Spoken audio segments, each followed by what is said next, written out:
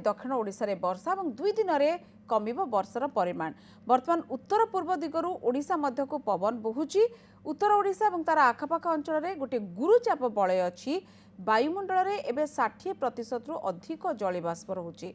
फल दिन में खरा सहित अपराह्न कां स्थान में वर्षा होची। एभली पाग आसंता 20 तारिख जाए लगी रहिबो।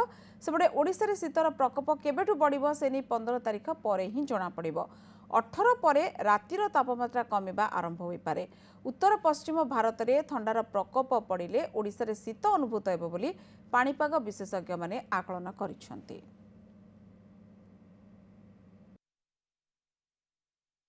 प्रिभेल करुच्ची क्लाउड भी रोचे किसी रोचे। उत्तर ओडिशा पटे क्लाउड रही भी बहुत नेग्लिजिबल बहुत कम रोचे किंतु दक्षिण ओडिशा पटे काँ भाँ कोटी वर्षा आउ दिने 2 दिन हो पारे तापर वर्षार परिमाण कमिज आबे धीरे धीरे धीरे धीरे जदिव इमिडिएटली कमिबनी कारण वायुमंडल में जलीय बाष्प रोचे प्राय 6 किलोमीटर हाइट पर्यंत 65-70% रु अधिका रोचे ह्यूमिडिटी। तो एबे रातिर तापमात्रा तो हठात कमिबनी किंतु दिन तापमात्रा रातिर तापमात्रा जहाँ रोचे प्राय यही प्रकार